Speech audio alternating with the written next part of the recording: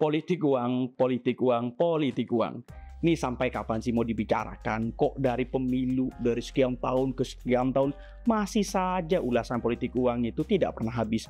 Baru-baru ini seorang politisi dari fraksi partai PDIP melontarkan suatu pernyataan yang sangat kontroversial tapi juga menguji nalar publik kita.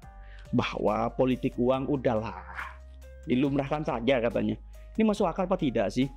Walaupun kita dalam konsepsi berpikir dalam bernegara itu, uang itu memang sangat sensitif, apalagi masuk dalam hal politik. Perjalanan politik uang di Indonesia itu memiliki dimensi yang berbeda. Dari setiap tahun ke setiap tahun pemilu, jumlah praktik politik uang bukannya turun, malah naik.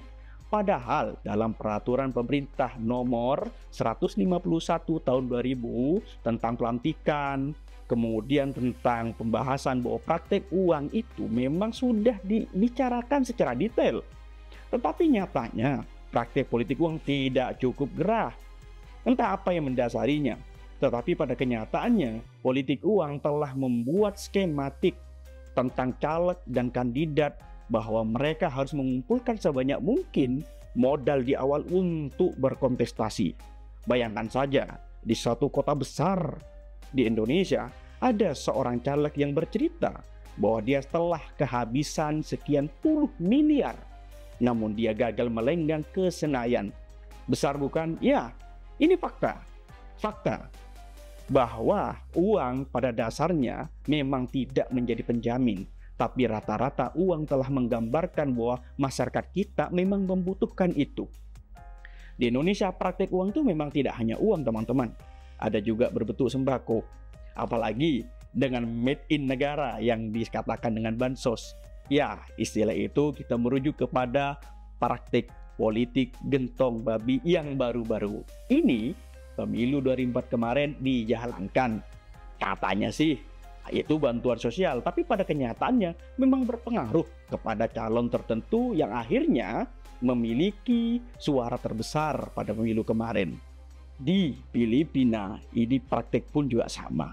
Partai-partai kecil yang suaranya tidak menyentuh suara mayoritas, mereka akan bergantung pada partai-partai yang mendukung rezim.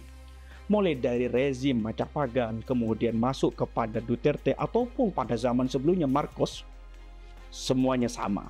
Bahwa politik uang telah membuat negara tersebut menjadi tidak karuan.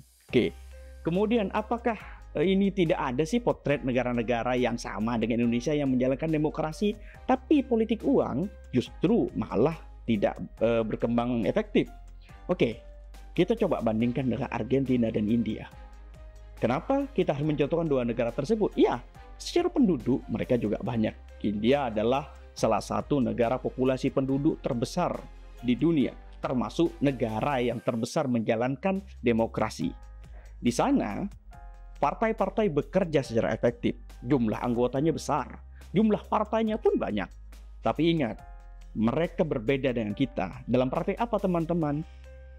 Petugas partai dianggap mewakili dan menjadi representasi warga desa yang tinggal di pelosok negara tersebut. Semua petugas partai berada di kolong-kolong tersebut, sehingga ketika ada masalah kebijakan, teman-teman, semua masyarakat langsung melapor untuk ditindaklanjuti apa yang dianggap kurang dan apa yang dianggap keliru dalam kebijakan tersebut.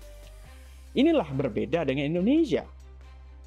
Bahwa di Indonesia, petugas partai memang ada dalam struktur, tapi kadang-kadang tidak terasa pergerakannya.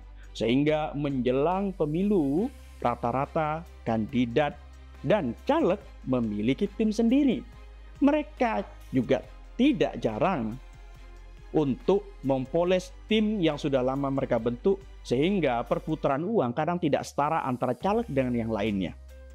Inilah yang membuat skema penggunaan politik uang di Indonesia semakin tinggi dari tahun ke tahun.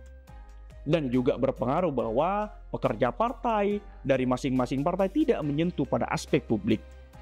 Maka ini sama saja menyederhanakan pernyataan George Simmel, seorang filsuf itu, bahwa uang tidak hanya merubah jumlah benda, tapi juga bisa berubah manusia. Ukuran tersebut kita pakai bahwa pada akhirnya bahwa politik uang juga seakan-akan sudah dilegalisasi secara permanen. Loh kok bisa? Kita lihat putusan MK sebelumnya sudah banyak dorongan untuk mengupas praktek penggunaan politik uang maupun bansos yang dianggap dengan bagian praktek kebijakan gentong babi tersebut. Toh, pada kenyataannya keputusan sudah berjalan dan sudah diputuskan bahwa itu ternyata tidak terbukti. Masih sanggupkah kita melawan politik uang? Kita masih punya pilihan bahwa demokrasi harus berjalan dengan baik tanpa harus menggunakan uang. Lagi-lagi uang. Sekian.